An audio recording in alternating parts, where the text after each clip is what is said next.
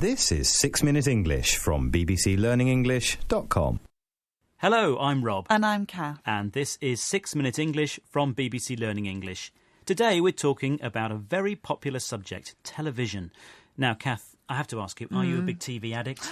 No, I don't think I'm a big TV addict, but, you know, if there's a really good series on, then I do get a bit addicted to it. Well, Kath, you're quite unusual, actually, because watching TV has become one of our most popular pastimes. And in the UK, television has recently been celebrating a special birthday.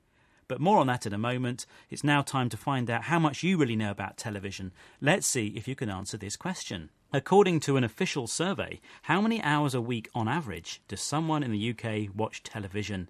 Is it 20 hours, 30 hours or 40 hours? I can't believe the average would be 40 hours a week. I'm not very good at maths, but that's a lot every day, isn't it? It's a popular pastime. It is a very popular pastime. OK, I'm going to do what I always do and go for the middle one, 30 hours a week. 30 hours. OK, well, we'll see if you're right at the end of the programme. Now, we know that people around the world love to watch TV, but did you know it's the UK where the first regular public broadcast began 75 years ago? So that's the special birthday you mentioned. Daily TV broadcasting began back in 1936, and who was the broadcaster? It was us, the BBC, the British Broadcasting Corporation. But of course, it had taken years of developing and experimenting before people could watch television at home. And the development of this new medium was the result of work by many inventors, people like John Logie Baird and Philo Farnsworth.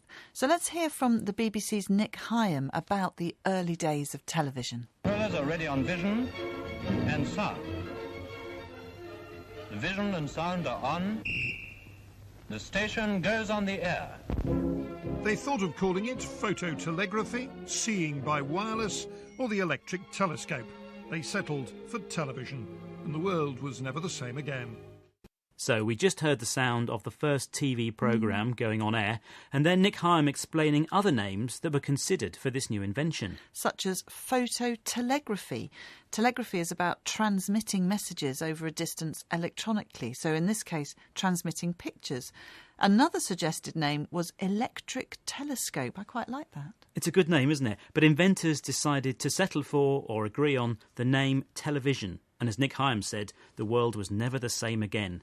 Now, so much of our life and what we talk about is influenced by what we see on TV. But 75 years ago, when the regular TV broadcast started, what was shown on television was quite limited. It was, as we can hear now from television historian John Trenouth. Listen out for the word he uses to describe radio. Well, there was an hour in the afternoon and an hour in the evening, and it was a whole range of material, bearing in mind that nobody really knew what television programmes should be, and so all sorts of different things were tried. And one of the things they were very keen to do was to try things that could not be done on the radio, or as they called it at that time, the wireless. So ballet was one thing that was tried, and various demonstrations, which included a demonstration of chrysanthemums, the start of the sort of TV gardener, a gentleman who came in and talked about the fact that he'd built a model of the Golden Hind from matchsticks. So the BBC broadcast just 2 hours of television a day. But those 2 hours had a whole range of material. Yeah, there was variety, including ballet, gardening demonstrations, building models. Interesting stuff. These were visual things that couldn't be done on the radio, or wireless as it used to be called. But it was all very experimental because nobody really knew what should be shown in a television programme. Of course, if you wanted to watch all these lovely new programmes, you needed to have a new piece of furniture in your living room, the TV set. But there were only an estimated 400 TV sets in UK homes which could receive this first broadcast. They weren't cheap, and some people were suspicious of this mystical new device. There were lots of strange ideas about this new piece of equipment. Some people thought it was a two-way medium. Yes, people actually thought that people inside the TV set could see them at home, so they put a cloth over the screen. Now, that would be an incredible invention, wouldn't it? Anyway, manufacturers, the people who made the sets, did eventually put doors on the front, which could be closed when someone had stopped watching TV. But I don't think we get TV TV sets with doors on now, but the technology has certainly developed at an incredible rate. Now, in the UK, we can get TV sets with huge screens and with pictures in high definition and 3D. You can even watch TV on your mobile phone. And the number of channels we can watch has also expanded, particularly with the development of satellite television. Now, we're spoilt for choice. It's no wonder the British spend much of their time watching TV. But how much, Kath? Yes. Earlier, I asked you a question. According to an official survey, how many hours a week on average does someone in the UK watch television? And I said 30, so was I right?